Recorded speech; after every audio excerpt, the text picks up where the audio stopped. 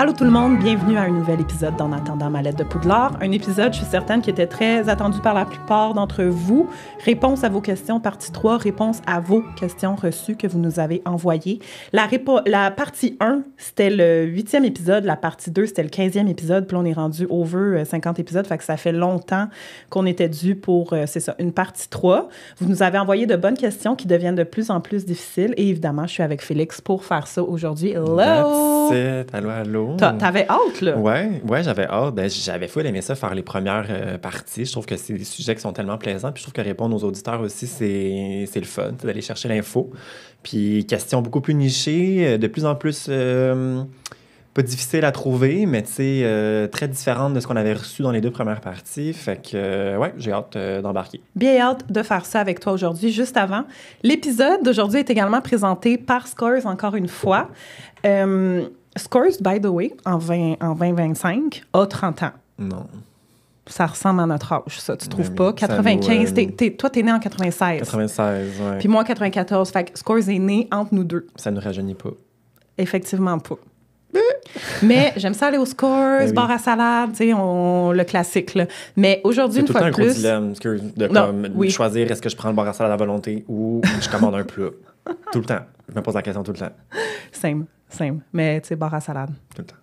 Presque. Effectivement. Mais bon, aujourd'hui, je vais encore une fois recommander un plat selon quel personnage prendrait ça chez Scores. Et aujourd'hui, le personnage, c'est Ron Weasley. Bon, je pourrais dire juste Ron, mais Ron Weasley. Ronald Bilius Weasley. Ron, dans le premier film. Banquet de début d'année, je pense. Ouais, on le voit. C'est le lui puis le poulet, là, ça remonte à longtemps. Là. Il y a un pilon de poulet dans chaque main. Il croque dans un, croque dans l'autre. Fait que là, je me suis dit, on va pas se compliquer la vie. On va recommander à Ron un corps-cuisse. Un classique. Qui vient avec petite sauce brune, petit pain, salade de choux, choix d'accompagnement, frites, patates au four, riz. Mais là, il va prendre les frites. Oui. Il va vraiment classique, safe, let's go. Je le vois très bien se commander un bon classique de même, vraiment. Mais l'affaire que je vois aussi Ron faire chez Scores, c'est qu'il a tellement faim qu'il va prendre une entrée puis un dessert. Fait que le dessert que je lui recommande, c'est des bombes de pommes de terre, fait que des petites bouchées de patates avec du bacon. Il y en a 10 l'entrée, en plus. Oui, l'entrée. C'est quoi j'ai dit? T'as dit le dessert qu'il va commander. Mais c'est comme un dessert tellement que c'est bon. T'en prends pour l'entrée et le dessert. Mais le dessert, attention, parce que c'est comme un de mes desserts préférés, c'est un gâteau au fromage et au gâteau aux carottes. Oh my God, là, tu me parles. Je sais. Là, à vous, hein? Ouais, fait que là, Ron, il est comme... Ron aussi, il est genre... Là, tu me parles. Je regarde le menu, il est genre... Pardon? Molly, elle fait pas ça à la maison. Non, c'est gâteau ça. Fromage c'est les galettes, je sais pas, là. C'est ça. Fait que c'est ça qui va prendre un gros repas qui va le bourrer solide, vu qu'il y a un gros appétit, comme on sait. Et si vous voulez essayer le même menu que Ron, il y a un petit code promo Poudlard, c'est simple. Poudlard, c'est juste le mot Poudlard, qui vous donne 5 $ de rabais sur vos commandes en ligne sur le site scores.ca dès que vous dépensez 30 $ et plus. Fait que ça s'applique sur les commandes pour emporter ou les livraisons. Et je vous dis bon appétit, bon épisode. Merci Scores. Et Félix, je pense que tu peux y aller avec ta première question. Là, on va y aller un à la tour de... Un à tour de rôle. Pour ceux qui ne se rappelaient pas comment ça fonctionnait, on a comme le même nombre de questions. Puis on réagit à nos réponses, puis on passe, on enchaîne. Exactement. Je suis sûre que je vais apprendre de toi aujourd'hui. Oui, ben j'espère. En même temps, moi, j'ai vu les questions que je t'ai données, mais j'étais genre... Puis on sait pas. Puis c'est une des rares fois, je pense, qu'on se dit pas... Ah, on se l'était pas dit les autres fois. Mais tu sais, genre, on habitait ensemble aussi. Ouais. Fait que tu sais, on travaillait un peu un en face de l'autre, puis on répondait à nos questions. Puis, oh my God, qu'est-ce que j'ai trouvé? Puis là, on est vraiment, tu sais, à part dans nos affaires. On se voit jamais. On se voit plus. Ben bon, regarde. Ça arrive, la vie fait les choses. Hein? La vie fait les choses. Comme Amanda disait dans L'île de l'amour. L'île de l'amour. Tellement niché comme référence, mais c'est aussi qu'on habite ensemble. Exact. Bon, écoute, on va arrêter de parler de nos vas-y vies. avec ta première question. On enchaîne, on débute, pardon. Donc, première question de Sarah, qui demande « On sait que Harry est un descendant des 3 frères Pévrel qui sont à l'origine du conte des 3 frères. Mais est-il aussi un descendant de Godric Gryffondor? J'ai toujours eu en tête que oui, parce que la famille de Harry vient de Godric's Hollow, mais je me demande si c'est fondé. Aussi, quand ont vécu les 3 frères, ce serait intéressant de savoir placer l'époque où ils ont vécu sur la ligne du temps. Tu sais? Excuse. Par rapport à la création de Poudlard, par exemple. Ah. C'est dans la question. Donc, ma réponse, il y aurait bien entendu de la spéculation. On sait qu'il y en a beaucoup dans la communauté que oui, étant donné qu'il n'y a aucune preuve directe du contraire. Fait que, tu sais, ce qui n'est pas dit officiellement par l'auteur, les gens ont tendance à dire « Ah, mais peut-être de bord ». Fait que oui, spéculation parce qu'il n'y a pas de preuve directe du contraire, mais d'après les informations... Pour Harry qui est descendant de Godric. Qui est... Moi, j'en avais parlé dans l'épisode des théories, puis j'avais dit que c'était une théorie. C'est classé comme théorie, comme tu viens de dire, parce que le canon ne le spécifie pas. Exactement, c'est littéralement ce que je dis aussi. Oui, excuse. Et genre, ta gueule, c'est ça que je suis en train de dire, Chris. C'est pas fini. Mais non. Je dirais que, personnellement, avec les infos que j'ai trouvées, non. Harry n'est pas un descendant de Gryffondor. Il y a bien du monde qui sont nés à Charlemagne, mais je pense pas qu'ils sont tous reliés à Céline Dion non plus. Fait que, tu sais... Notons, Harry, ben... Voyons! Non, mais tu sais, parce que c'est ça, sa famille fait une Godric Solo, ben oui, mais regarde, ça arrive, tu sais. Tu sais, Harry est descendant des Pévrel, comme tu le mentionnes dans ta question, puis précisément de Ignotus. Oui, comme tu avais tout raconté, là, toi, c'est ça, je me ramène un peu à ce que famille. j'avais dit. Ben, une question un peu que j'ai répondu à la partie 1, je pense, de réponse à vos questions. C'est le plus jeune des frères, du côté de son père. Donc, c'est Yolante Pévrel qui a marié Hardwin Potter, puis eux, ils sont pas plus descendants de Gryffondor. Fait qu'en bout de ligne, l'arbre généalogique ne se joint pas. C'est juste mélangeant avec le fait que c'est Godric's Hollow. Exactement. Tu dis que c'est Godric le fondateur du village probablement, puis que tout le monde qui habite là, c'est des descendants lointains. C'est pour ça la confusion, mais sinon, ça serait bien incestueux dans le village, je vais te le dire tout de suite. Puis à un moment donné, Harry, là, tous les ancêtres fucking nice, on se calme, là. Ah, regarde. Ça adonne que tout le monde est son ancêtre. Les Pévrel, la relique de la mort, puis le Gryffondor, je suis comme, non merci. Les Pévrel sont plutôt... ils ont plutôt eu plusieurs descendants par le biais des femmes avec qui ils ont eu des enfants, puis ils ont fait plusieurs enfants. Ce que j'ai lu était vraiment chaud à lapin. Puis au 20e siècle, il y a seulement 2 familles qui peuvent encore être authentifiées par leur héritage, donc les Potter et les Gaunt, par le biais du frère du milieu Cadmus Pévrel. Donc, si je comprends bien, parce qu'encore une fois, moi, dès que tu m'apportes un arbre généalogique, je t'ai Voldemort et serait Harry relié à Harry de bien loin, je pense. Mais il n'y a absolument rien qui mentionne un héritier de Gryffondor, juste des spéculations, encore une fois. Puis on trouve plutôt de l'information sur Salazar Serpentor, étant donné que les Serpentor et les Pévrel, éventuellement, finissent par s'unir par le biais de mariage puis former la famille Gaunt. Mais les Pévrel ne sont pas plus descendants de Serpentor. C'est juste qu'à un moment donné, il y a un Serpentor qui s'est joint dans cette famille-là. Exactement. Puis ça fait la famille, l'héritage de Voldemort. Voilà. Ben nice. Ils sont pas plus descendants. Puis c'est ça pour deuxième aspect, dans le fond, parce que je pense que Sarah voulait que je les place un peu dans la chronologie. Oui. On sait que Poudlard est fondé quelque part entre le 9e et le 10e siècle. Les dates différaient un petit peu selon les sites que j'ai trouvés, mais ce qui revenait plus autour de l'an 1000. 1994. 1993. C'est ce que Mon Dieu, c'est bien précis. Oui. Puis sur la tombe d'Ignotus Pévrel, ben, ce serait 1214 à 1292. Fait qu'il date d'après la fondation de Poudlard, donc il serait potentiellement allé à l'école, mais encore une fois, il n'y a rien qui le précise, c'est de la spéculation. Il n'y a aucune information là-dessus, mais au moins tu peux les placer dans ta chronologie. Mais comme tu n'as peut-être pas l'info, mais la date sur sa tombe, ça vient d'où cette info-là? Du 7, je pense. C'est parce qu'il va au village, il trouve la tombe de Pévrel. C'est ce que j'ai trouvé sur le net, en surfant. Sur le net, oui. Ouais. Puis c'est ça, ça serait de 1214 à 1292, quand Harry et Hermione vont à Godric's Hollow, où est-ce que Hermione pense qu'il y a une Horcrux qui est cachée à tête, trouve la tombe de Ignotus en cherchant pour ses parents, puis c'est là qu'il y aurait de 1214 à 1292 sur la tombe d'Ignotus. Fait que non, c'est pas une hérétique. C'est un Gryffondor. J'aurais juste pu dire ça. Non. Vas-y, Fred, ta question. Oui, c'est ça. Il y a quelques questions qui se répondent par oui ou non. Oui. Puis nous, on est extra, c'est ça, exact. Ben, merci. Avec plaisir. Alors, Laurence demande, comment les élèves peuvent croire que les calèches sont tirées toutes seules? On sait que certains élèves voient les sombrales et depuis le temps, quelqu'un ne les voyant pas a bien dû s'enfarger dans l'un d'eux. Est-ce simplement que personne ne souhaite en parler dû à ce qu'ils représentent? Comment Hermione ne peut rien savoir au sujet des calèches? Ça, là, j'en ai parlé. Je l'ai drop à quelques fois. J'étais comme, voir qu'Hermione, elle l'a pas lu dans l'histoire de Poudlard, voir que c'est pas dans l'histoire de Poudlard. Donc, en effet, il y a pas quelqu'un qui bêche sur un sombral à la manip, puis comme moi de dans le fond, il y a une raison pourquoi c'est pas dans l'histoire de Poudlard. Les sombrals sont classés comme dangereux par le ministère de la Magie. Fait que c'est pas une information que Poudlard, l'auteur des secrets de l'histoire de Poudlard, voudrait mettre dans son livre. Le troupeau de sombrals de Poudlard qui tire les calèches est dressé par Hagrid, puis c'est genre le seul troupeau dressé ever. Comme Hagrid le spécule lui-même, et comme c'est probablement genre le seul troupeau dressé, basically, de toute la Grande-Bretagne. Quand même. Ce qui fait que, tu sais, eux sont chill, mais dociles, reste que genre. la réputation des sombrals est dark, ils sont classés dangereux. Les sombrals, normalement, c'est ça, sont pas dociles. Concernant la calèche qui se tire toute seule, là, je vous ramène à nous-mêmes. Nous, là, toi puis moi, quand on voit le premier film, quand on voit le troisième film, quand on voit les calèches se tirer toutes seules, qu'est-ce qu'on se dit? Ben, c'est de la magie. Oui, ben, comme les élèves de Poudlard se disent la même affaire. Puis pour ce qui est de s'enfarger dans un sombral, s'enfarger, je pense pas, là, c'est la hauteur d'un cheval. Peut-être tu fonces dedans, mais c'est pas...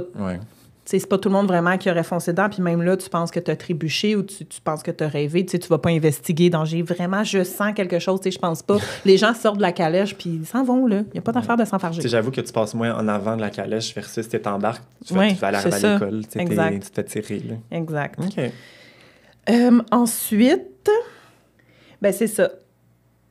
Pourquoi ceux qui les voyaient ne disaient rien? Mettons, Neville, il a vu son grand-père mourir. Fait que Neville, depuis la première année, il voit les sombrals. Ben, c'est ça. Leur apparence physique aux sombrals et le fait qu'ils sont considérés depuis des siècles comme un mauvais présage fait que les gens veulent pas vraiment exprimer qu'ils les voient. C'est pas très connu. Je pense que quand tu les vois, c'est parce que tu as vu la mort. Fait que, si tu veux pas avoir paraître bizarre de les voir non plus. Fait que cette mauvaise réputation fait que les sombrals ont été à plusieurs reprises chassés ou maltraités par la communauté magique. Et encore une fois, classés dangereux par le ministère. Mais les sombrals sont même pas tant dangereux comme... Mais non, il y a une différence entre être dressé et dangereux. C'est pas parce... Ils n'étaient pas dangereux avant d'être dressés par Hagrid, tu sais. Sont au contraire bienveillants, mais les sorciers, ils ont comme peur de ce que ça représente. Fait que... C'est associé à la mort. C'est comme des superstitions autour du sombral qui fait que comme c'est mieux juste de rester secret que c'est eux qui tirent les calèches, puis les gens qui les voient en parlent. Que d'instaurer la peur, mettons, ou l'inquiétude face à ces bébites-là. C'est ça. Ah. Alors voilà. Ben, merci pour ta réponse. De rien. Ben, merci pour ta réponse. À ton tour. À mon tour, oui. Deuxième question de Élodie. Donc, elle demande, est-ce que Harry fait rebâtir la maison de ses parents à Godric Hollow? Et est-ce qu'il y habite? Aussi, à quel point il était riche dû à son héritage? Est-ce qu'il aide financièrement les Weasley? Sachant qu'il est riche et qu'ils sont pauvres, mais qu'ils accueillent Harry n'importe quand, sans restriction, nous ne voyons pas cette partie dans les films. Donc, bonne question pour la première partie de ta question. Non, il n'est pas retourné vivre à Godric's Hollow. En fait, on ne sait pas trop où il habite. Il n'y a pas vraiment d'informations là-dessus. La seule chose qui nous informe, en fait, qu'il n'est pas à Godric's Hollow, c'est dans Cursed Child. Puis, oui, je sais que c'est de la merde.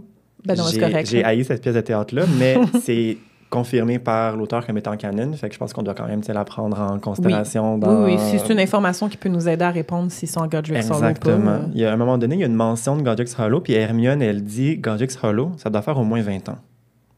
Fait qu'on s'entend que si Harry habite, si Abby, elle habite, si Harry habitait à Godric's Hollow, ben ça ferait pas 20 ans qu'Hermione y serait allée. Il n'y a rien qui dit, dans le fond, aussi qu'il n'a pas fait reconstruire ou que ce serait une résidence secondaire, mais je trouve que ça serait un peu creepy d'habiter la maison dans laquelle tes parents ont été tués. Personnellement, je trouve que, comme au contraire, je comprends peut-être Harry de se dire « j'ai pas le goût d'habiter là ». C'est quand même assez traumatisant. Oui, puis tu sais, pour encore revenir à Disappearances, dans Disappearances, ça devient leur QG, puis ils vont reconstruire la maison. Bon. Harry est comme « je veux être là », tu sais. Il est fucking émotif quand il est là, mais ils reconstruisent, là. Une cuisine fonctionnelle puis une chambre où faire dodo. Ça se peut très bien qu'il ait décidé d'acheter le terrain sans rien faire ou comme c'est reconstruire, mais il habite pas là de façon permanente. Selon les dires d'Hermione, par déduction, on s'entend que c'est pas là.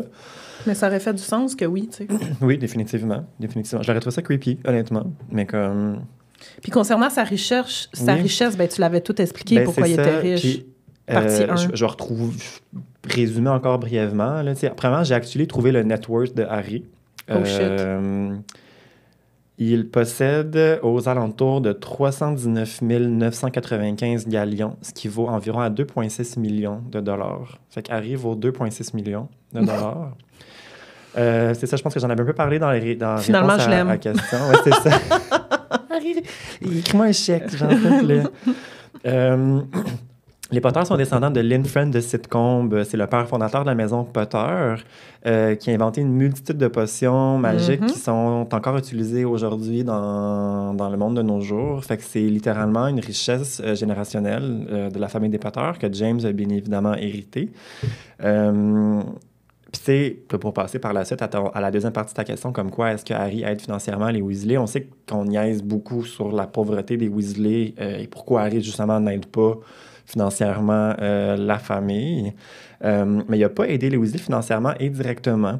Il a quand même financé le magasin des jumeaux, on va se le dire. Fait que à ce niveau-là, genre, il y a beaucoup d'argent qui a été donné aux jumeaux Weasley pour qu'ils startent leur business puis qu'ils puissent faire leur propre argent, qui, eux, j'imagine, après, aident leur mère. Ouais. Mais on sait aussi que la charité de Harry envers, mettons, Ron, est pas vraiment bien reçue. T'sais, mettons, si on pense à Harry qui veut y acheter une paire de lunettes... Il dit tout le temps non. Il dit tout le temps non. Il dit « je te rembourse ». Je te rembourse, puis il est mal à l'aise. Puis Harry est souvent confronté, justement, à la pauvreté des Weasley en sachant qu'il y a de l'argent, puis il veut tout le temps donner, mais il sait que c'est pas bien reçu. De Ron. Molly, elle, quand on y pense, le rôle premier qu'elle a dans l'univers de Harry, c'est lui donner l'amour qu'il a manqué toute sa vie. Puis toi, est-ce que tu prendrais l'argent, mettons, d'un flot de 13 ans qui se fait abuser à la maison?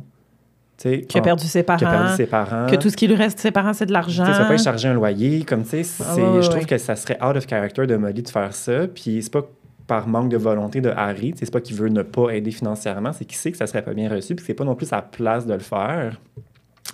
Puis il est zéro égoïste, Harry, là. Il partage tout avec Ron. Il achète le chariot première année. Il donne son truc de chaudron, de feu. Là, il est comme mange-le, je m'en fous. Là, comme il est vraiment, vraiment pas radin du tout à ce niveau-là. Fait qu'il aide pas directement les Weasley financièrement, mais il donne quand même beaucoup à la famille. À Ron, mettons, juste pour éviter, comme je t'ai dit, de manger son pathétique sandwich là, dans le premier. Là, il achète le chariot littéralement pour ça, là, pas parce qu'il a faim. Là. C'est pour faire plaisir à Ron. Fait que c'est ça. Les Weasley sont pauvres, oui, mais en même temps, les enfants, ils n'ont jamais manqué de rien non plus. Ce qui confirme encore ma théorie que Molly, elle a un side hustle puis qu'il y a de l'argent qui rentre quelque part, for sure. Fait que j'espère que ça a répondu à ta question, il l'a dit, à ce niveau-là. Tu bien expliqué? Oui. Ouais? Non. Merci. De rien. Prochaine question, on y a déjà répondu. Sarah demande pourquoi Lily n'a-t-elle pas juste transplané avec Harry quand elle a entendu Voldemort tuer James? Elle aurait eu le temps. On a répondu à ça dans la partie 1, donc épisode 8, mais en gros, on avait dit que le fait que leur maison est protégée par le sortilège Fidelitas avec Gardien du secret, ben c'est des enchantements super puissants qui fait que tu peux pas transplaner out de là. Ni in. Pour vraiment que tu saches où est-ce que c'est. C'est pour ça que Voldemort cogne à la porte. Ben, il le sait, là, rendu là. L'autre, il a snitch. Fait que Voldemort peut juste rentrer. Mais... Je trouve que c'est quand même pas fonctionnel comme sortilège, tu sais. Justement, dans le cas extrême... Il est complexe, là. Oui, où est-ce que tu as besoin de sortir en toute vitesse parce que, justement, genre, on t'a trouvé, tu peux pas... Ouais, c'est ça. Tu passes par la cour, genre. C'est vrai. Ouais. Je vais y aller avec la prochaine. Ouais. Je viens de faire un épisode Patreon sur les erreurs dans le premier tome. Puis c'était selon des erreurs qui ont été recensées par les fans. Puis là, j'ai Marie-Fleur qui m'a envoyé 2 erreurs du premier tome qui n'est pas dans mon épisode Patreon, fait que j'étais curieuse, quand même. 2 erreurs-ish. Okay. En fait, avec mes recherches, je les classe plus vraiment comme des erreurs parce qu'il y a une explication. Donc, première erreur. Dans le premier tome, lorsque Harry rencontre Drago pour la première fois chez Madame Guipure, il est en train de se faire les robes, Drago dit « Mon père est en train de m'acheter mes livres dans le magasin d'à côté et ma mère est allée me chercher une baguette magique à l'autre bout de la rue. » Et Marie-Fleur est comme « C'est pas la baguette qui choisit le sorcier. Comment ça, Narcissa peut aller magasiner la baguette de son fils? » Mais en fait, c'est aussi simple qu'une erreur de traduction parce que en anglais, il dit « She's looking at once for me ». Fait que c'est comme si Narcissa est allée présélectionner des baguettes. Tu sais, Lucius puis Narcissa, clairement, veulent être impliqués. Là. Fait qu'elle a été présélectionnée des baguettes chez Ollivander, puis après, il va arriver, puis il va les essayer, puis ça va être une de celles-là. En espérant qu'il y en ait une de celles-là qui fasse l'affaire. Qui fasse l'affaire, exactement. Okay. Erreur de traduction, intéressant. Oui. Et la deuxième erreur, dans le nécessaire pour Poudlard mentionné à la page 71, il est dit que, ça c'est dans la lettre reçue, les élèves peuvent également emporter un hibou ou un chat ou un crapaud. Donc, pourquoi Ron a-t-il le droit à un rat si c'est pas mentionné sur la feuille? En effet. Il y a 2 possibilités. Parce que c'est vrai. Ouais. Oui, c'est pas sur les choix. Ça dit crapaud, chat, puis c'est ça. Hibou, là, ouais. Bon. La première théorie, c'est que cette règle, c'est plus général. Tu sais, tant que c'est un petit animal qui est pas dangereux, qui va pas causer de trouble, Poudlard s'en fout si t'amènes un animal qui est pas dans les 3 mentionnés. Okay. Ils veulent juste pas que genre les enfants amènent comme un hippogriffe ou whatever, là, peut-être. Des affaires dangereuses. Quelque chose de gros, quelque chose de dangereux. Lee Jordan a une tarentule. Ginny amène un pygmy puff dans le 6. Donc, Ron, c'est pas le seul qui a un animal de compagnie off-list. Un peu de... Exactement. Okay. Deuxième possibilité, on sait que Croutard, c'était le chat à Percy avant. Fait que Percy était avec Croutard à Poudlard avant Ron. Donc, vu que lui, il veut vraiment suivre les règles, il aurait demandé la permission que Croutard soit accepté comme un animal de compagnie à Poudlard. Mais, puis que là, la règle s'applique à Ron aussi une fois que c'est lui qui a Croutard. Mais je trouve que la première théorie fait plus de sens vu qu'on a la preuve que Lee Jordan, genre, il y a une tarentule, genre, t'as le droit à d'autres petits animaux, tu sais. Donc, voilà pour les corrections des erreurs du premier tome. OK, intéressant. Genre, la lettre, elle dit pas uniquement, vous devez seulement amener ça, tu sais, c'est pas... c'est plus la manière les autres animaux sont interdits, exactement. On donne des options, mettons, tu peux amener ça, ça ou ça, mais en même temps, tu peux amener telle autre affaire aussi qui n'est pas sur la liste, là. C'est ça. C'est comme, mettons, à l'école, c'était un duotang 2 tiges. Mais j'avais des 1 tige. Tu sais, comme, qu'est-ce que je te dis? C'est ça qui est ça. 5 séparateurs de cartable. Et c'est ça, j'en avais 3. Cartable 2 pouces. C'était un 2,5. Ouais, c'est trop. Tu peux y aller avec ta prochaine. Oui. Donc, 3e question de Émilie. Dans le 6e tome, pourquoi les Mange-Morts désirent tant recruter Slughorn comme maître des potions alors qu'ils ont déjà Rogue, selon eux, entre guillemets, en théorie, qui est aussi compétent en potions? Donc, il y a plusieurs raisons, dans le fond, qui sont spéculées que je trouve, selon moi, mes opinions à moi, pourquoi Slughorn a besoin d'être recruté par Voldemort. Slughorn qui est au courant de la conversation des 7 Horcruxes. Donc, on sait qu'il sait, même s'il fait semblant de ne pas s'en souvenir puis qu'il ne veut pas donner son souvenir à Dumbledore, on sait que Slughorn sait que Voldemort a 7 Horcruxes. Fait qu'il y a une partie de moi qui est comme, est-ce que Voldemort veut garder cette information-là pour lui en sachant qu'il y a quelqu'un d'autre au courant dans le monde, fait qu'il veut essayer de le recruter au lieu de le tuer? Peut-être. Slughorn a énormément de contacts haut placés. Au niveau du ministère, au niveau des médias, au niveau de des contacts, célébrités, ce qui aurait facilité la collecte d'informations pour les Mange-Morts sur plusieurs niveaux. Intéressant. Pas très impliqué durant la Première Guerre, donc un potentiel espion de choix.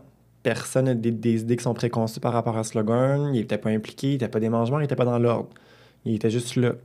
Fait que là, qui se range du côté des Mange-Morts, il n'y aurait pas semé de doute non plus du côté de l'Ordre du Phénix. Il aurait potentiellement été quelqu'un qui pourrait collecter de l'information puis la donner facilement à Voldemort sans se faire soupçonner.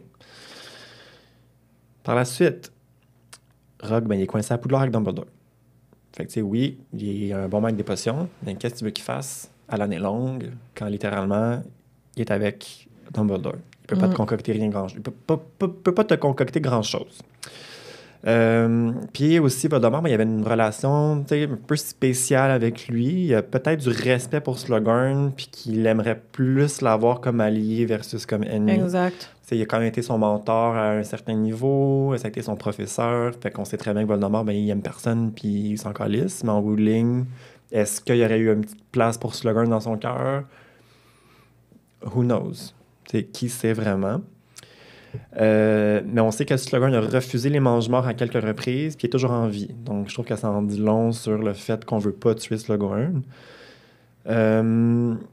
Ou encore le contraire, si Voldemort a réussi à le manipuler aussi facilement à 16 ans, il se dit, crime, ça va être un des partisans les plus A faciles. piece of cake. Oui, exactement. Je vais pouvoir le mener par le bout du nez, puis il va tout faire ce que je dis, puis il n'y aura aucun souci avec ça. Puis en finissant, c'est un sorcier qui est très accompli. Pour reprendre les phrases de Dumbledore, entre guillemets, donc là je cite Dumbledore, j'imagine qu'il, en parlant des mange-morts, j'imagine qu'il voudrait que tu transformes tes talents considérables en coercion, torture et meurtre. Fait que tu sais, Dumbledore admet que Slughorn a des talents qui sont considérables, que Voldemort aimerait potentiellement qu'ils mettent de leur côté. Fait que pour toutes ces raisons-là, je pense que Slughorn est un candidat qui est quand même de bon choix pour rejoindre les mange-morts. Ça serait pour ça, je pense, qu'on voudrait le recruter. Ouais. Voilà. Est-ce que tu penses que Slughorn le sait, pourquoi les mange-morts le cherchent? Sûrement. Peut-être, oui. Ou, tu sais, does he know what he's running from? Ou il pense juste qu'ils veulent le tuer, peut-être que c'est pour ça qu'il s'enfuit, tu sais, on le voit, là, il se cache d'eux. Oui, mais je pense qu'ils vont me tuer, mais peut-être c'est trop pas ça. J'avais lu, dans le fond, qu'il avait déjà été approché direct, comme face à face. Qu'il avait refusé. C'est ça, tu sais, qu'il n'avait pas été tué ou torturé, tu sais, fait que je trouve que comme ça peut en dire long, justement, sur à quel point on a envie de recruter quelqu'un, justement, de comme lui laisser une deuxième chance, puis revenir vers lui, puis là, je pense que c'est là que Slughorn a comme commencé à skirt, puis il était comme non, puis il se cache. Ouais. Fait que c'est ça. Prochaine question. Émilie demande, pourquoi dans le 5e film, lors de la rencontre à la tête de sanglier, juste avant la création de l'armée de Dumbledore, Neville dit en parlant de Harry, « Il a tué un basilic dans le bureau de Dumbledore. » Et Ginny dit, « C'est vrai. » Mais la chambre des secrets n'est pas du tout dans le bureau de Dumbledore. Donc, je suis allée vérifier. Neville dit, « Il a tué un basilic avec une épée dans le bureau de Dumbledore. » C'est vrai. Donc, je pense qu'on veut dire avec une épée qui est dans le bureau de Dumbledore. Mais pareil, ça sonne vraiment, la manière que la phrase est dite, comme s'il a tué un basilic avec une épée dans le bureau. Dans le bureau, exactement. Ouais. En anglais, dans le film, « He killed a basilisk with the sword in Dumbledore's office ». Ça se dit mieux, mais ça revient pareil.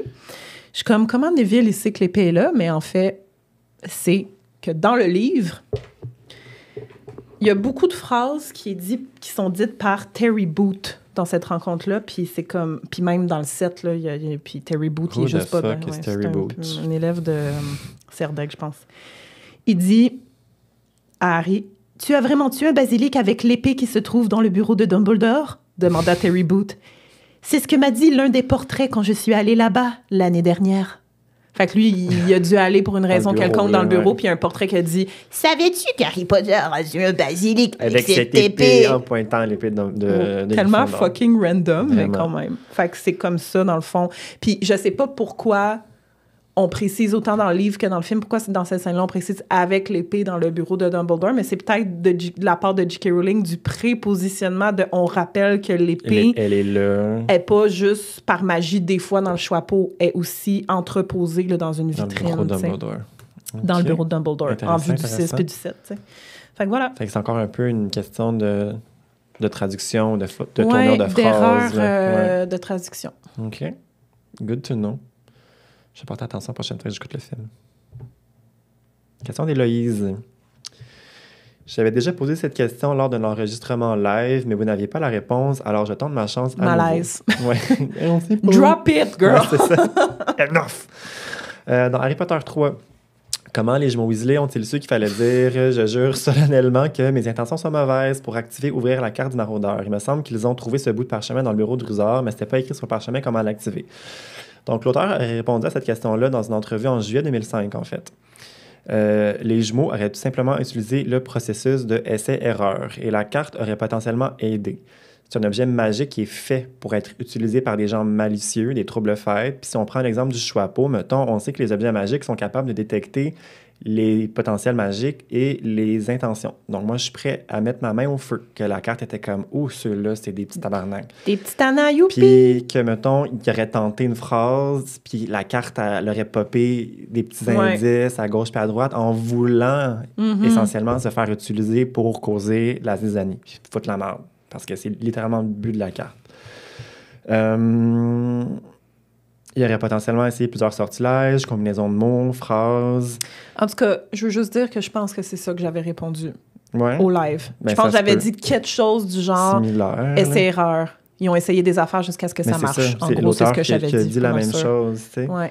Puis tu sais, on voit que la carte, elle a une pensée propre. Tu sais, elle insulte Rogue au lieu de révéler son secret, justement. Fait que, tu sais, elle sait que cette Révèle ton personne-là, secret. J'adore le qu'elle dire. n'aurait pas fonctionné pour Rogue ou Rusard. Parce que eux, Oui. leur but, c'est d'instaurer la paix et Ben, les c'est pas de règlements. l'utiliser. là. Exactement. C'est de contrer cette utilisation-là.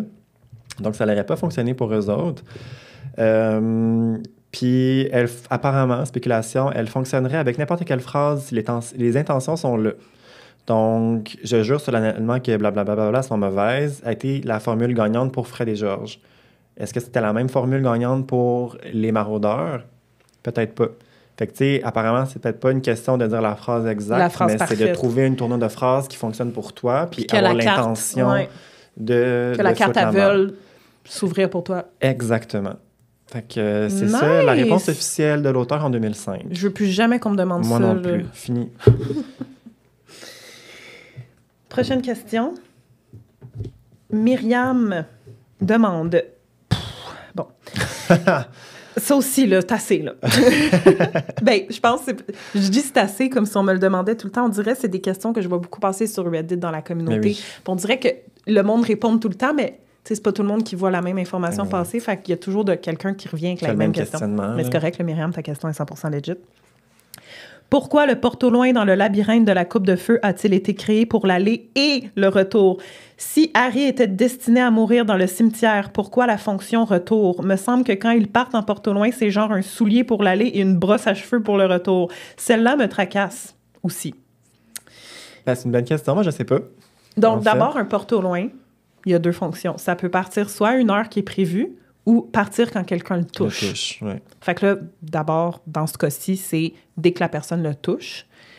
Le trophée a été transformé en porte-au-loin par Barty Croughton Jr. Mais dans le fond, j'ai pas tant de réponses. J'ai juste plus de questions pendant que je faisais mes recherches. Fait que, normalement, c'était pas un porte-au-loin. Non, c'est juste une coupe. Fait que là, tu fais quoi? Tu refais tout le labyrinthe jusqu'à la sortie? Ben, j'imagine qu'il y aurait eu un les sortilège petites quelconque, étincelles là, rouges. tu sais, puis comme j'ai gagné, ou qu'à la base, mettons, il y aurait une lumière qui jaillit dans le labyrinthe, tu sais, quelque chose pour dire qu'il y a un C'était ma gagnant, première là. question. J'étais comme... Bon. Fait que c'est pour ça que je suis pas 100% sûre que c'était pas un porte-au-loin, puis c'était peut-être un porte-au-loin qui te ramène à l'entrée du labyrinthe dès que tu le prends. Puis Maugry a rejoué avec, faut Maugry a rejoué avec pour qu'à la place, ça t'amène au cimetière. Maintenant, pourquoi ça peut pas les ramener? Puis surtout, pourquoi ça le ramène pas où qu'ils ont pris, ou d'où qu'ils sont partis, qui était le centre du labyrinthe, tu sais? Ouais. Ça dit, je pense que si Ça on- dit.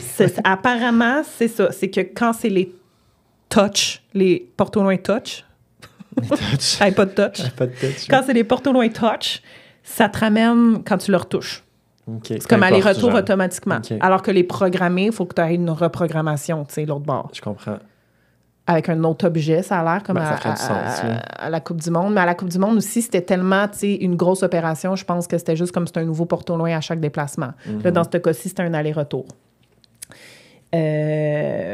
Bon, fait que là, l'affaire de ne pas les ramener dans le labyrinthe, mais de les ramener devant le labyrinthe, ben, quand Harry ramène le corps de Cédric, l'explication serait que, dans le fond, le labyrinthe, on se rappelle, est installé sur le terrain de Quidditch. Ouais. Fait que le centre du labyrinthe et le devant du labyrinthe, c'est le terrain de Quidditch. Fait que ça les à ramène la au même terrain place. de Quidditch. Ouais, juste pas au centimètre près de... C'est plot convenient, encore une fois. Oui. C'est normal, tu sais, c'est complexe. Ben oui, là. Quand tu lis le livre, puis là, tu te comprends pas pourquoi il peut revenir.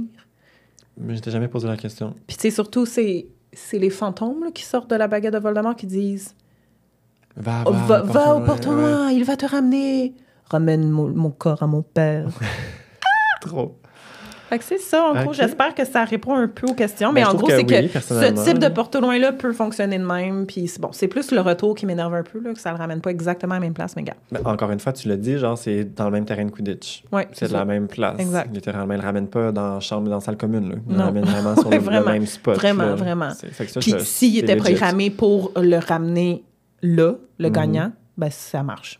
Ouais, Fait puis, tu sais, que- les porte-tournois qui étaient programmés, tu sais, si je me rappelle bien, dans le 4, comme on voulait vraiment avoir un contrôle sur les allées, C'est les ça. venues, c'était un À la événement Coupe du du Monde. ministère. Exact. Comme ça, on voulait vraiment Exact. que telle famille arrive à telle heure. C'était sur que une ça, feuille, ça. là. Les Weasley, parfait, Ben, c'est 16h15, la vieille botte sa colline, tu sais. Tandis que là, ben, c'est pour une personne, elle est visée, Mhm. puis on sait pas à quelle heure elle va arriver, là, tu sais. Fait Ouais. que, OK, ben, moi, ça répond à la question, je trouve. C'est Oui, legit. parfait. Question Merci. de Justine. Ma question concerne le tome 6. Je me demande quel est le but de Malfoy lorsqu'il fait venir les Mange-Morts à Poudlard. Son objectif était de tuer Dumbledore et il devait le faire lui-même, non? Alors, en quoi ça lui servait de créer cette bataille à Poudlard? Est-ce que c'était pour semer le chaos et rendre Dumbledore plus vulnérable? Ben, définitivement pour semer le chaos. C'est pour prendre possession de Poudlard un peu aussi. Ben, c'est ça. Tu sais, Excuse. ben, tu sais, son but, c'était de tuer Dumbledore, mais il faut un minimum de backup. Genre, tu sais, Malfoy doit tuer seul le plus grand sorcier de tous les temps, puis sortir d'un château rempli d'aurores puis de professeurs qui sont sur le qui-vive. Tu sais, c'est peu probable. Tu as l'ordre du Phénix dans le château, Malfoy, il est au courant, il faut qu'il en sorte, puis il envisageait pas Dumbledore aussi qu'il soit aussi faible puis qu'il s'abandonne si facilement à lui comme il le fait. Tu sais, nous, on a le contexte de leur crux, c'est tout, mais Malfoy avait était zéro au courant de ce qui se passait à ce niveau-là, tu sais. On s'attendait définitivement à un Dumbledore en pleine puissance. T'as un adolescent de 16 ans versus le plus grand sorcier. Encore une fois, Drago, je pense qu'il savait très bien lui-même que c'était pas gagné. Donc, personnellement, je pense que c'est parce qu'il savait tout simplement qu'il serait pas capable tout seul à la fin. Ses tentatives désespérées l'ont prouvé. Pas capable de tuer tirer- Dumbledore. Trop. Tu sais, il a essayé toute l'année tout seul de tuer Dumbledore Drago, puis ça n'a pas fonctionné. Là, tu sais. Fait que je pense qu'à la fin, il était comme, bon, c'est soit ça ou c'est soit rien. Mais avoue que c'est pas précisé dans le tome 6, là. On Non. vient de finir l'analyse, puis c'était pas comme... Du tout. Pourquoi Au amener contraire. des mange-morts? Pourquoi passer autant d'efforts pendant des mois Exact. sur un moyen de les faire entrer? Mais c'est clairement... C'est ça. Je pense que son main focus, je Why not? pense que personnellement, la façon dont il savait qu'il allait s'en prendre, c'était par les Mange-Morts, en réparant l'armoire, parce que c'est ça qu'il a fait toute l'année, puis qu'il a essayé on the side de se prendre d'une autre façon, Ouais. avec la bouteille de vin, d'hydromel, puis avec le collier, puis tout en se disant, bah, je vais essayer d'autres méthodes, mais quand tout est pour tout, le but principal, ben, c'était de faire rentrer les Mange-Morts pour avoir un backup, puis de tuer de façon Peut-être pour très qu'il y ait des physique. témoins aussi. Exact. C'est un très bon point. Je pense aussi que, la mission qui a été confiée à Malfoy, ben, c'était vraiment une amertume face à Lucius et Ouais. son échec l'année précédente. T'sais. Voldemort s'en prend à Lucius par le biais de son fils parce qu'il est à Azkaban. Je pense vraiment que Voldemort s'attendait pas à ce que Drago réussisse. Puis je pense que Drago était censé mourir dans les prochains jours parce que Voldemort l'aurait tué. Voldemort pensait pas que Dumbledore allait mourir cette soirée-là. Ouais. Lui-même, l'année passée, il n'a pas été capable de le mettre dans un duel. C'était une bonne excuse pour Voldemort d'avoir une raison de tuer Drago. Exactement. Puis faire chez Lucius. Ouais. Je te dis, le ministère, le duel, Voldemort pas capable du seul de vaincre Dumbledore. Ouais. Penses-tu vraiment qu'il pensait que Drago allait réussir? Ouais, exact. Non. Mais est-ce qu'il pensait que Drago allait être capable de faire rentrer ses forces dans l'école? Probablement, Fait que, oui. tu sais, je pense que la nuance est là. Puis c'est ça. Fait que c'est clairement Drago, c'était pour créer la zizanie. Fait que voilà. J'espère que ça répond à ta question, Justine. Merci. De rien. Maude demande « Qu'en est-il de la vie des professeurs en dehors de l'école? Est-ce qu'ils peuvent retourner chez eux la fin de semaine ou bien ils sont à l'école pendant toute la durée de l'année scolaire? Et on sait rien sur leur vie personnelle. Est-ce qu'il y en a qui ont une famille? On dirait qu'ils vivent juste à l'école et rien d'autre selon ce que je comprends. » Ben, c'est ça. Comme, gars, ça n'a juste pas été développé, ce côté-là, à part McGonagall. Épisode disponible sur Patreon, mini-épisode, tu t'en rappelles, biographie de McGonagall, dans lequel on apprend qu'elle a été mariée et donc elle est veuve dans les années où Harry est à l'école. Donc, bon, des profs dans des écoles comme Poudlard, tu sais, des pensionnats, c'est un pensionnat, veut pas, Poudlard, tu sais, souvent les profs habitent le terrain, là, ouais. habitent le terrain. Dans le cas de Poudlard, vu que c'est un énorme château, ben il y a assez de place pour qu'ils puissent vraiment avoir leurs propres appartements dans le château, mais sinon, ce serait d'habiter à Priolor, tu sais, fait que Oui. même dans la vraie vie, là, je dis juste que dans le vrai monde, c'est ça. Pour des pensionnats, les profs habitent très, très proches, là, dans des petites maisons à côté. Parce que souvent, c'est loin, un pensionnat. C'est pas Ben c'est ça. en grande ville que tu vas trouver Exact, ça. Là, fait. exact. Ensuite, mettons qu'on y va comme un prof à la fois. Bon, fait que McGonagall, comme je viens de le dire, avant elle habitait à Priolor, justement, avec son mari. Dumbledore, il n'y a pas vraiment de famille. Il y a Abelfort, on peut se dire peut-être des fois, il va prendre un verre avec son frère. Mais sinon, il reste à Poudlard toute l'année. J'allais dire Snape. Rogue. J'ai écrit Snape Moi, dans mes j'ai notes. le réflexe de marquer Snape dans mes notes, mais comme Hein? j'efface, puis je suis comme non, Rogue. Rogue, on sait qu'il n'y a pas de famille non plus, pas de proches. On sait qu'il y a sa maison à laquelle il retourne sûrement l'été. Mais tu sais, c'est une maison associée pas avec les plus heureux souvenirs de sa vie. Surtout qu'on sait que Lily habitait dans ce coin-là. C'est peut-être... Fait qu'il doit y aller par moment quand c'est convenient pour lui. Mais je pense pas qu'il a hâte le vendredi soir de retourner à l'impasse du Tisseur. Je pense qu'il reste à Poudlard la fin de semaine. Professeur Bean, c'est un fantôme, fait qu'il n'y a pas de vie. Hagrid, on le sait aussi, pas de famille, reste à Poudlard. Slughorn aussi a l'air pas marié, pas d'avoir d'enfant. Lupin, il n'y a pas non plus de vie extérieure. Tu sais, quand il est prof, là, je pense que lui, il est genre fucking down d'être à Poudlard enfin. Trelawney aussi, elle se fait quelque part, c'est la fin du monde. Elle dit c'est chez moi ici. Flitwick, Chourave, Rusard. Dans le fond, il faut se fier aux vacances de Noël. Là. Dans le 3, tu t'en rappelles, là, l'affaire de 12 personnes autour de la table. Puis finalement, c'est 13 personnes parce qu'il y a Courtard dans la poche. Il y a Rusard qui est là, Chourave, Flitwick. Rogue aussi reste à Noël. Il n'y a pas de mention de pommes fraîches. Fait qu'on peut inventer une vie à pommes fraîches. Elle est mariée, elle a même des petits-enfants, puis elle retourne chaque fin de semaine, puis au congé. On va dire qu'elle a une vie, mais encore une fois, non confirmée ici. Puis l'été... J'ai l'impression que peut-être ils se permettent de plus se promener puis d'aller faire vacances, des voyages plus qu'autre chose, je dirais. Mais c'est juste pas un aspect qui a été développé, encore une fois. Fait qu'on peut juste soit écrire une fanfiction ou spéculer ce qu'on veut. Là. Ça fait du sens qu'il reste, là, je trouve. Je ferais ça aussi. Je ferais pas le va-et-vient tous les jours si on m'offre un appartement sur les lieux. Là. Question de Marilyn. De qui? Marilyn. OK. Marlène. Qu'en est-il arrivé aux parents de Lily? Je présume qu'ils étaient morts avant que les parents de Harry meurent. Mort naturelle, assassinat, aucune calice d'idées. De toutes les choses que l'auteur pourrait ajouter comme détails au fil des ans sur Pottermore, sur les sources véritables, mettons, qui ont été authentifiées par l'auteur, il n'y a absolument rien qui répondait à ce jour sur les parents de Lily. Et de Pétunia. On sait que J.K. voulait vraiment qu'Harry ait un background de seul au monde. Hein? Donc, aucune famille, pas d'amis, perturbé par les Dursley. Fait que, tu sais, elle a tué ces personnages-là sans leur accorder plus d'attention que ça, en se disant, il faut qu'ils soient morts. Je veux qu'Harry soit seul au monde. Elle a tué les parents de James avec une maladie. Oui, exactement. Puis ça, c'est plausible. Ils sont morts de la varicelle du dragon. Puis le grand-père de Malfoy est mort de la varicelle du dragon. On fait un calcul. Ils ont le même âge. Les grands-parents... C'est épidémie. Exactement. Épidémie. Il y a eu une pandémie, clairement, à l'époque, puis ça a tué pas mal de monde. Fait que ça, c'est expliqué. Mais les parents de Lily, zéro sweet fuck all. Il n'y a absolument rien. Ils disent qu'ils sont morts d'une mort naturelle. Mais leur fille... Tu sais, quand tu fais le calcul, ils ont gradué à 17, se sont mariés à 18, ils ont eu Harry à 21. À part une tragédie, à 21 ans, tes parents sont en vie.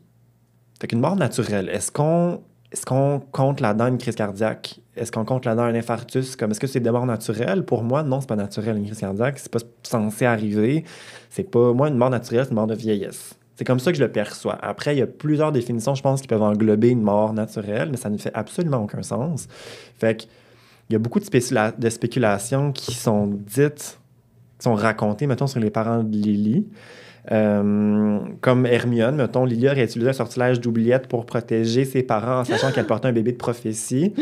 Puis qu'à ce jour, les parents de Lily seraient en vie avec aucun souvenir de leur fille ou mais j'adore ça. Mais Pétunia... Elle n'aurait pas protégé sa sœur aussi? Elle n'aurait pas fait un oubliette sur Pétunia? C'est comme si Lily, en faisant ça, elle accepte que Pétunia ne reverra plus jamais ses parents.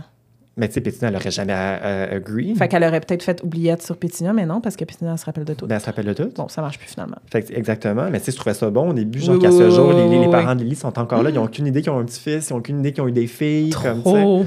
Fanfiction. Ouais. Il y aurait une autre qui dise que le mensonge de Pétunia, comme quoi les parents de Harry, au début, étaient morts d'un accident de voiture, mais c'est pas un mensonge qu'elle a inventé de...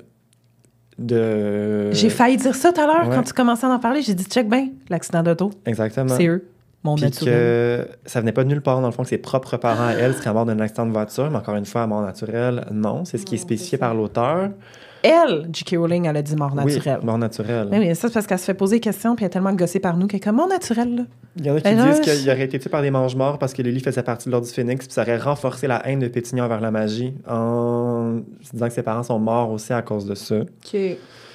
Fait que, bref, c'est vraiment pas clair. Puis j'aurais vraiment aimé ça de trouver une réponse que j'en fous le canon, mais comme il y a absolument rien, puis il y a juste des spéculations parce que ça fait absolument aucun sens. Comme je t'ai dit, mort naturelle, mais ta fille a 21 ans, comme à moins que tu aies eu ta fille à genre 60 ans, ça fait pas de sens que tu meurs de vieillesse. C'est Honnêtement, comme ça. personne n'a des parents à part Tonks. Ouais. Puis Tonks, elle a des parents juste parce qu'elle est genre plus jeune. Fait que ses Exact. parents sont encore dans le portrait, dans l'histoire. Remus, non. Les parents de Sirius, c'est comme si c'était mort depuis tellement longtemps. Elle est morte quand, la mère de Sirius? C'était pas si vieille, là. Mhm. Mais elle est juste plus là. Hermione a des parents. Hermione a des C'est parents. les tu sais. Weasley et tout. Ben oui, mais t'as les comme Weasley. Mais c'est je la veux dire, les famille jeunes. Mais moi, je te originale parle de des l'histoire, adultes là. qui ont des Ouais, parents, c'est mettons, vrai. du niveau de Lily puis James. Ils ont juste toutes plus de parents. Mhm. Hmm. Tu sais, aucune... Qui d'autre? Tu sais, Hagrid, il n'y a plus de parents. Ben, Hagrid est plus vieux, là. Mais tous les profs, quand tu y penses, sont pas de parents. là. Rogue, ses parents sont morts. Mais Rogue est genre dans la trentaine. Tu sais. Techniquement, tes parents devraient être encore là. Puis là. on dit tout le temps, les sorciers, ça vit fucking longtemps, 100, 120 ans. Exact. Là, ils ont tout l'air d'être morts dans leur cinquantaine. Fait que, tu sais, encore une fois, je me ramène au point bref que j'ai dit au début. Genre, tu sais, ces personnages-là n'ont pas été inclus pour le développement du personnage de Harry. Fait que, tu sais, je pense qu'encore une fois, c'était pas des... Ben, ça n'a juste pas été pensé. Exactement, pas été pensé, pas nécessaire non plus à ce niveau-là. Fait que je catch, je comprends. Mais encore une fois, C'est juste que, étant des Crickery fans, on a besoin de Oui, savoir comme leur exact. maison avait l'air de quoi, comme ils si c'est habitaient une dans crise quel quartier. cardiaque, Là. c'est tellement facile à juste dire, ouais, ils sont morts d'une crise cardiaque, les deux, en même temps, même seconde. Paf. OK, Ouais. fine. Crise cardiaque, merci, bonsoir. Mais comme, il n'y a rien. Fait que c'est ça. Ben super, merci. De J'apprends des choses. Je pense que ma théorie préf, c'est la première, là, comme quoi ils sont encore en vie, puis tout. Ah oui, j'adore ça. J'ai une dernière question. Oui. Marie-Jo demande, lors d'un épisode récent, aucune idée, je pense que c'était tome 6 probablement, OK. on fait référence au fait que Regulus Black avait trouvé le médaillon dans la grotte avec l'aide de créatures, il me semble, mais comment Regulus a-t-il fait pour être au courant de l'existence des Horcruxes, découvrir la grotte, alors que ces mêmes recherches ont pris un temps fou à Dumbledore? Rechercher dans le passé de Voldemort, rassembler les souvenirs avec la pansine, connecter tous les points ensemble. Juste pour en arriver à trouver l'emplacement de la grotte, c'était fucking long. Donc, comment Regulus l'a trouvé aussi vite? De plus, Dumbledore a compris l'existence des Horcruxes quand il a vu le journal de Gédusor. Alors, comment Regulus savait, lui, que les Horcruxes existaient? Ben, en fait, c'est super simple. C'est que Voldemort, il a utilisé Créature pour tester les défenses autour du médaillon. En le laissant là pour mourir, mais Créature a réussi à transplaner avec sa magie d'elfe et il a tout raconté à Regulus. Voldemort m'a utilisé pour cacher un objet, tester un liquide dégueulasse, puis comme, tu sais, des protections. C'est Et un là, cobaye, dans le Regulus... fond, hein. Hein? C'est un cobaye créature, dans le fond, Exact. pour protection de la grotte. Mais Regulus, tu sais, a pas plus de détails sur c'était quoi exactement l'objet, mais il fait 1+1, puis il comprend que, dans le fond, l'objet qui était caché, c'est un Horcrux. Et que ça fait partie d'un plan plus grand que Voldemort veut Fait rester définitivement, immortel. si Voldemort prend toutes ces mesures-là, c'est pas pour cacher une choco-grenouille. là. C'est vraiment plus quelque chose de deep et dark. là. Puis maintenant, l'affaire, c'est que Regulus, comment il savait c'était quoi un Horcrux? Ben là, on peut retourner... Bon, l'épisode des Horcrux qu'on a fait, on mentionnait le livre, là, Secrets of the Darkest Arts. Mhm. Regulus, ça a été un adepte de magie noire. C'est peut-être quelque chose que les gens connaissaient. Il était dans un cercle très fermé. Peut-être que, ah oui, c'est possible d'enfermer son âme dans un objet. Ça s'appelle un Horcrux. OK, fine, c'est tout ce qu'il savait. Parce que, dans le fond, Regulus, il utilise le mot Horcrux là, dans le petit mot qu'on trouve dans le médaillon. C'est moi qui a le vrai Horcrux. C'est vrai. Il dit pas c'est moi qui a le vrai médaillon. Il dit vraiment c'est moi qui a le vrai Horcrux. Fait qu'il sait que c'est vraiment ce terme-là en plus Que qu'on c'était utilise. ça, là. Ouais. Fait que, tu sais, la théorie serait que il n'aurait pas pu d'abord trouver le livre à Poudlard parce que Dumbledore l'a déjà retiré. On se rappelle, Dumbledore vrai. a retiré le livre de Poudlard. Mais que, vu qu'il fait partie de la famille Black, famille très ancienne, avec la vieille maison, il y a d'autres peut-être... Il y a livres, beaucoup de livres chez oui. lui. Fait que, clairement, Famille il est Black au qui est courant. adepte de magie noire et qui sont mange-morts aux 3/4, là, on va se le C'est dire. ça. Fait que soit par le cercle d'amis ou un livre qu'il y avait à la maison, il savait c'était quoi un Horcrux, là. Alors, voilà.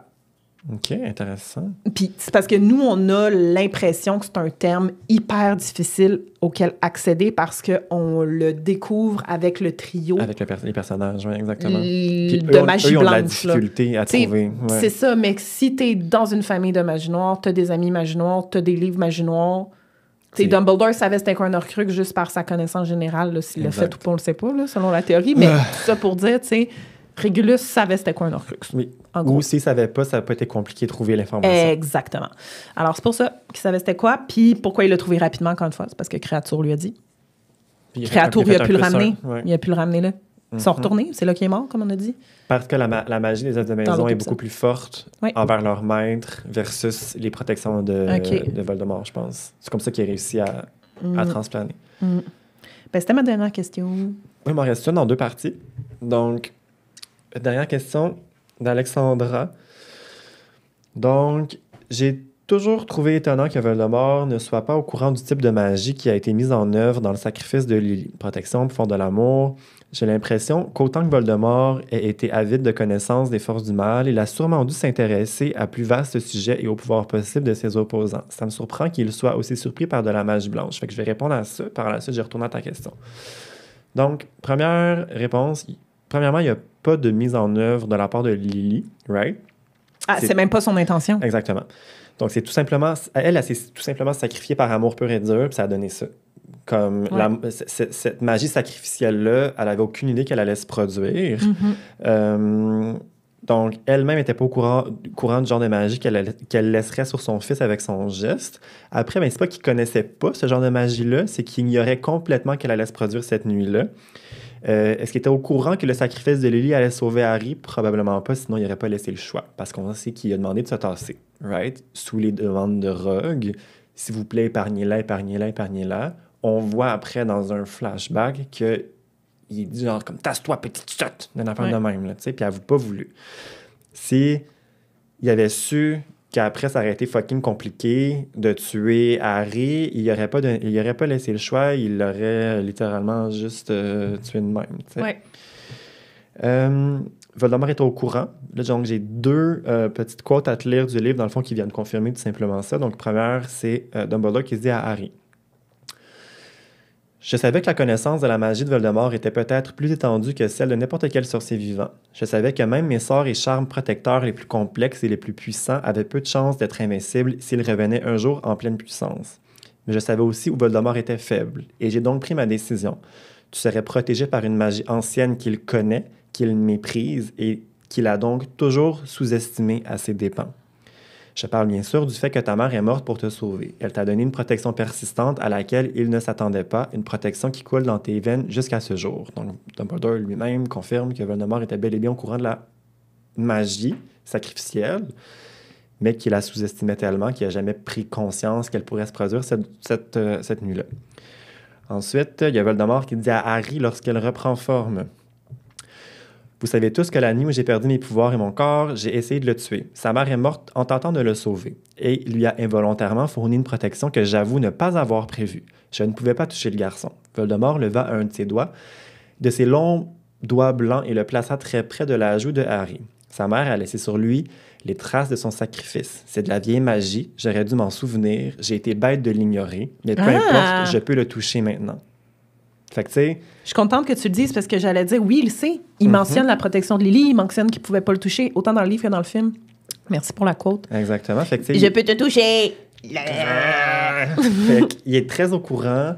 C'est pas encore une fois qu'il le sait pas, c'est qu'il sous-estime la magie blanche. Puis c'est définitivement à son détriment.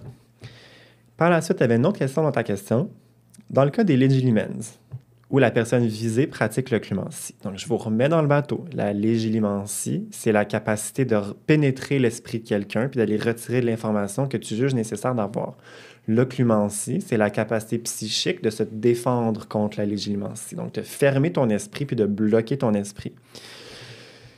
Donc, dans le cas de la légilimencie, où la personne visée pratique l'occlumencie, est-ce que ça ne se ressent pas que la personne ne vous donne pas accès à sa tête? C'est pas un peu louche, disons, dans le cas de Dumbledore, qui est un puissant Legilimens, de rencontrer des gens qui ferment leurs esprits. Je pense à Maugré, Parti Couton, le jeune Tom Jedusor, etc. Ma réponse. Je vais commencer par dire que personnellement, je ne trouve pas ça bizarre du tout, quelqu'un qui ferme son esprit face à la légilimencie. Mettons, le droit à la vie privée au Québec, ben, c'est un droit qui est fondamental. Puis, mettons, je te pose la question à toi, Fred. Si tu savais que moi, je suis capable de lire dans les pensées, est-ce que, mettons, si toi, tu avais la capacité de m'empêcher de lire dans tes pensées... Est-ce que tu vas trouver ça bizarre que tu n'es pas capable de rentrer dans mon esprit? Personnellement, non. Parce que je me dis juste... Ouais, mais Voldemort avec Rogue, par contre, oui, c'est mon seul exemple. Viens, OK, excuse. J'y viens, mais tu sais, je commence par dire personnellement, je pense que si moi, j'avais la capacité psychique de me défendre contre une force mentale, ben, je le ferais à la base, en tout et pour tout. Dumbledore, lui, fait simplement confiance aux gens.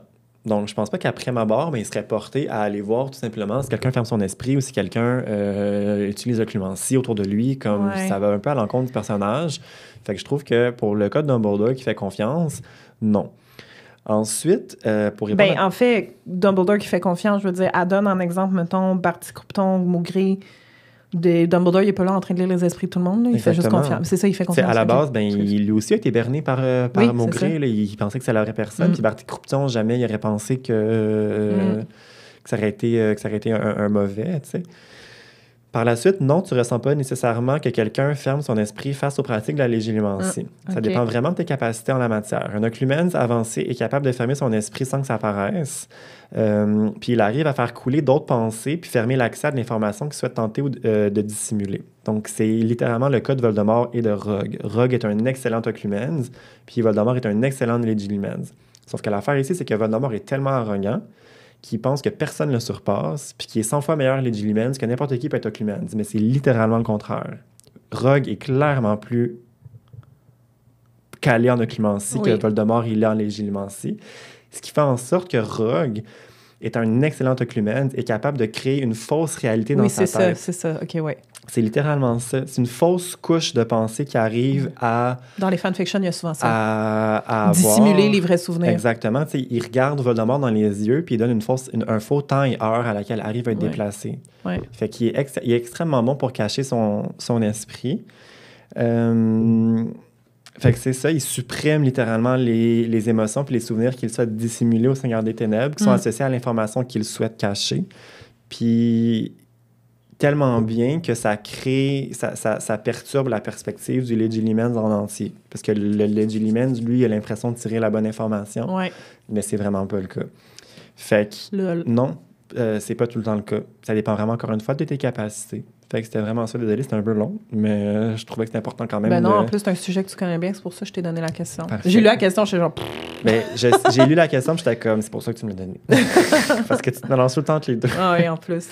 Fait que c'est ça. J'espère que ça a répondu à ta question. Puis voilà, je pense que moi, j'ai fini. C'est mon passage à l'après-show. Exactement. Ouais. Donc, on continue à répondre à des questions dans l'après-show Patreon. Merci, Félix, pour ta super recherche. Avec plaisir. C'était le fun. J'espère que vous avez appris des choses et merci d'avoir été à l'écoute. On se voit au prochain épisode. Bye. Bye.